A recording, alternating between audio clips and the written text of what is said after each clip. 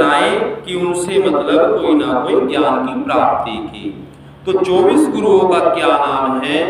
कबूतर, पृथ्वी, सूर्य, पिंगला, वायु, मृग, समुद्र, पतंग, हाथी, आकाश, जल, मधुमक्खी, मछली, बालक, कुरर पक्षी, कुरर पक्षी भी एक होता है, अग्नि, चंद्रमा, कुमारी कन्या, सर्प, तीर बाण बनाने वाला, मकड़ी, भृंगी, अजगर और घोड़ा, जिसको हम भंवर भी कहते हैं। भगवान दत्तात्रेय के 24 गुरु और उनसे ली गई सीख, मतलब कहते कोई भी हमें अच्छी शिक्षा प्राप्त हो, हमें एक गुरु रूप में उसको देखना चाहिए और उसे ज्ञान की प्राप्ति करनी चाहिए। जैसे पृथ्वी से हम सहनशीलता व परोपकार की भावना सीख सकते हैं। कई लोग पृथ्वी पर अनेक प्रकार के आघात करते हैं, यातनाएं पहुंचाते हैं, उत्पात एवं खनन के कार्य करते हैं, लेकिन पृथ्वी माता हर आघात को परोपकार की भावना से सहन करती है। तो भगवान ने पृथ्वी से मतलब सहनशीलता सीखी। सूर्य, भगवान दत्तात्रेय ने सूर्य से सीखा कि जिस तरह एक होने पर भी अलग अलग माध्यमों से सूर्य अलग अलग दिखाई देता है, वैसे ही आत्मा भी एक ही है, लेकिन वह कई रूपों में हमें दिखाई देती है, भिन्न भिन्न रूपों में वो दिखाई देती है। ऐसे ही पिंगला, दत्तात्रेय जी ने पिंगला नाम की वेश्या से यह सबक लिया कि हमें केवल पैसों के लिए नहीं जीना चाहिए। मतलब पिंगला किसका नाम था? एक वेश्या का नाम था। तो वेश्या से यह सबक सीख लेना चाहिए, हमें केवल पैसों के लिए नहीं जीना चाहिए। जब वह वैसे धन की कामना में सो नहीं पाती थी, तब एक दिन उसके मन में वैराग्य जाग गया और उसे समझ में आया कि असली सुख पैसों में नहीं बल्कि परमात्मा के ध्यान में है। असली सुख पैसों में नहीं है, परमात्मा के ध्यान में है।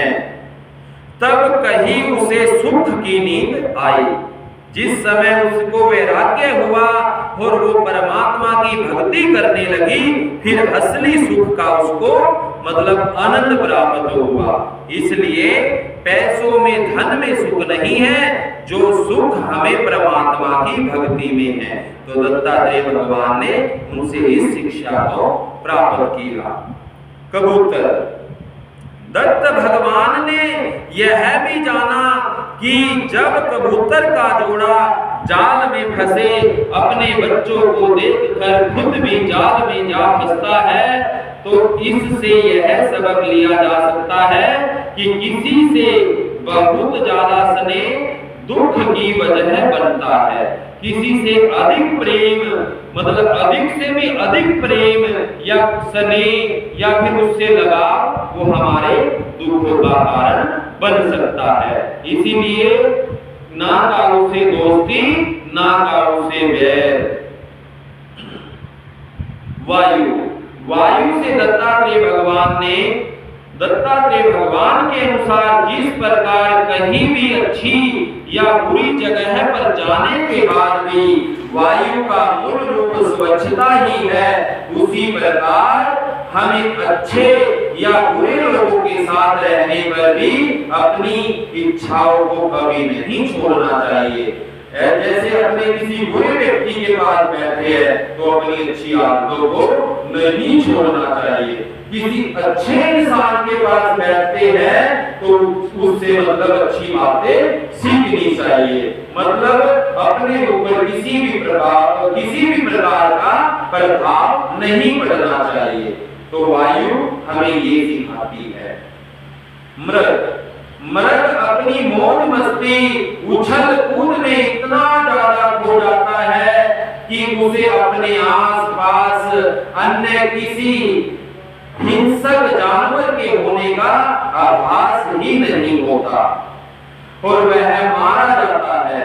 इससे जीवन में यह सीखा जा सकता है कि हमें कभी भी मौज मस्ती में ज्यादा लापरवाह नहीं होना चाहिए, ताकि कभी हमें अपनी जान ना गंवानी पड़ जाए। समुद्र, जैसे समुद्र के पानी की लहरें निरंतर गतिशील रहती है, वैसे ही जीवन के उतराव चढ़ाव में हमें भी खुश और गतिशील रहना चाहिए। तो समुद्र से हमें यह सीख मिलती है। पतंग, जैसे पतंग आग की ओर आकर्षित होकर जल जाता है, उसी प्रकार रंग रूप के आकर्षण और झूठे मोह जाल में हमें उलझना नहीं चाहिए। तो हमें पतंग से यह सीखने को मिलता है।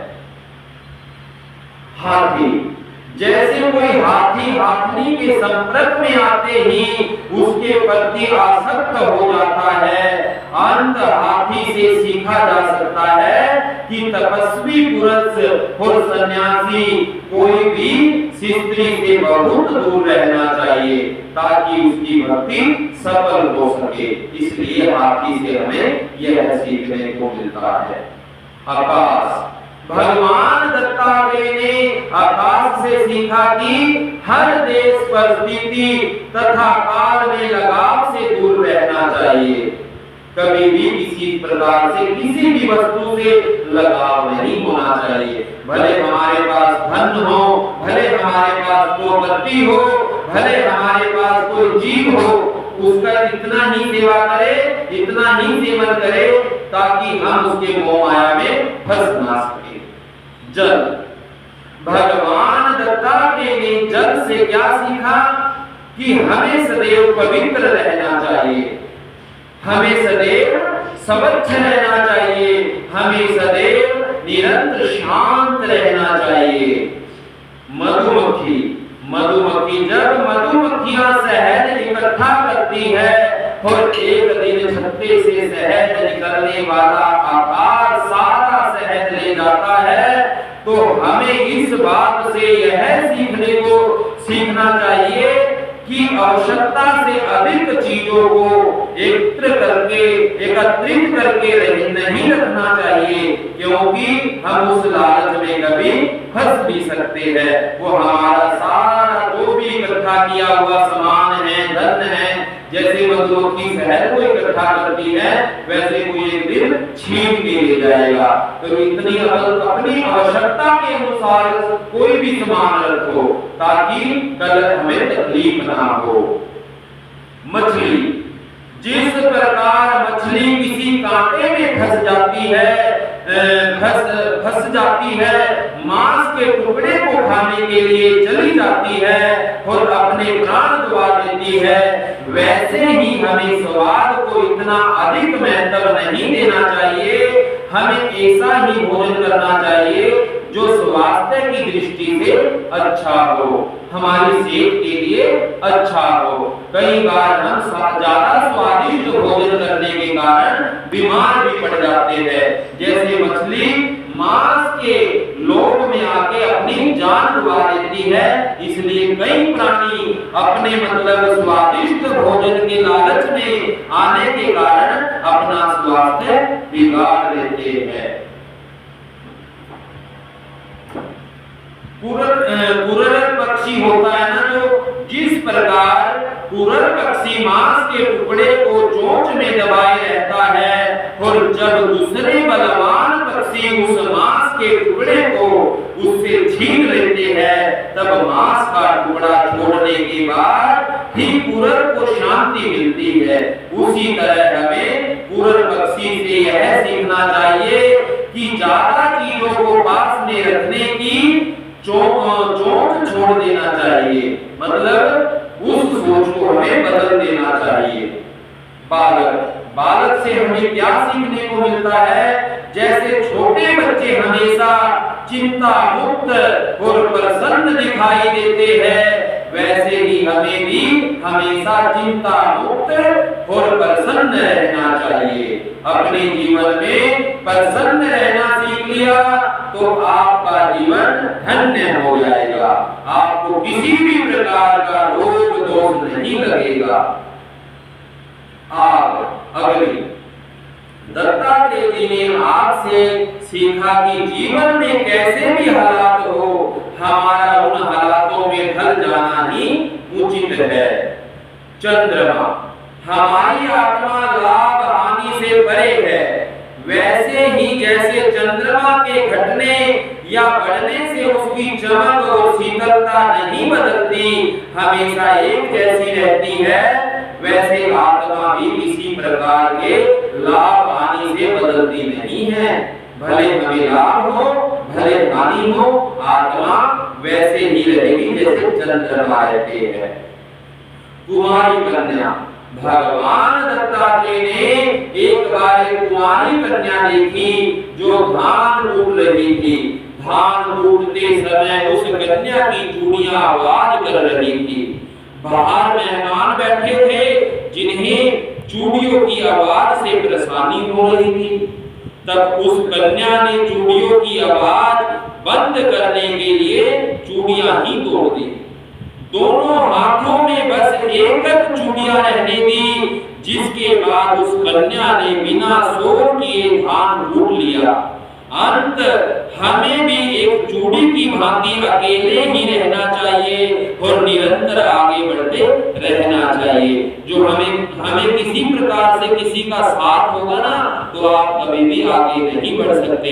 हमेशा अकेले रहोगे तो खुश रहोगे और आगे आप बढ़ते रहोगे। तीर बनाने वाला, दत्तात्रेय भगवान ने एक ऐसा तीर बनाने वाला देखा जो तीर बनाने में इतना मगन था कि उसके पास से राजा की सवारी निकल गई, पर उसका ध्यान भंग नहीं हुआ। अंत हमें अभ्यास और वैराग्य से मन को वश में करना चाहिए। इसलिए अपने मन को कभी भी इधर उधर नहीं भटकाना चाहिए। सर, सांप से हमें क्या सीखने को मिलता है? भगवान दत्तात्रेय ने सांप से सीखा कि किसी भी सन्यासी को अकेले ही जीवन व्यतीत करना चाहिए। कभी भी एक ही स्थान पर ना रुकते हुए जगह जगह जाकर ज्ञान बांटते रहना चाहिए। उस ज्ञान का प्रकाश हमेशा भक्तों में, इस जगत में, इस संसार में फैलाते रहना चाहिए। मकड़ी, जैसे मकड़ी होती है, मकड़ी से हमें क्या सीखने को मिलता है? दत्तात्रेय भगवान ने मकड़ी से सीखा कि भगवान भी माया जाल रचते हैं और उसे मिटा देते हैं। ठीक वैसे ही जैसे एक मकड़ी सबम जाल बनाती है, उसमें विचरण करती है और अंत में पूरे जाल को खुद ही निकल जाती है। ठीक इसी तरह भगवान भी माया से सृष्टि की रचना करते हैं और अंत में उसे समेट लेते हैं। तो इसी प्रकार मकड़ी से हमें सीखने को मिलता है। भृंगी कीड़ा, भृंगी कीड़ा, दत्तात्रेय ने इस कीड़े से सीखा कि अच्छी हो या बुरी, हम जहां जैसी सोच में अपना मन लगाएंगे, मन वैसा ही हो जाता है। तो भृंगी कीड़े से हमें यह सीखने को मिलता है। अजगर, भगवान दत्तात्रेय ने अजगर से सीखा कि हमें जीवन में संतोषी बनना चाहिए और जो मिल जाए उसे खुशी खुशी स्वीकार कर लेना चाहिए, लेना ही हमारा धर्म होना चाहिए। घोड़ा, भमर कहते हैं जिसे, भगवान दत्तात्रेय ने भमर से सीखा कि जहां भी सार्थक बात सीखने को मिले उसे तत्काल ग्रहण कर लेना चाहिए।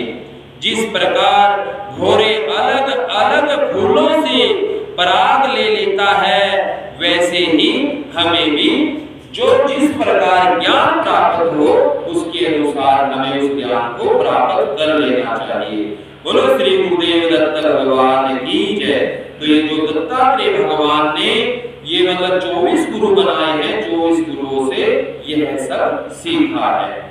तो इसलिए कहते हैं जिससे हमें कोई ऐसे ज्ञान की बात सीखने को मिले तो वो हमारे गुरु तुल्य ही होता है। भगवान दत्तात्रेय का जन्म की रहस्य कहानी आपको कल बताएंगे। दत्तात्रेय भगवान का जन्म कैसे हुआ और किस स्थान पे हुआ और कहां पर हुआ, वो सब आपको कल को बताएंगे। बोलो शंकर भगवान की जय।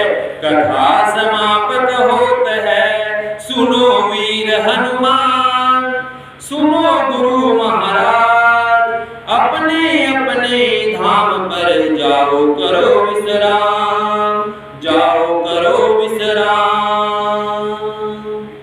ओम शांति शांति शांति।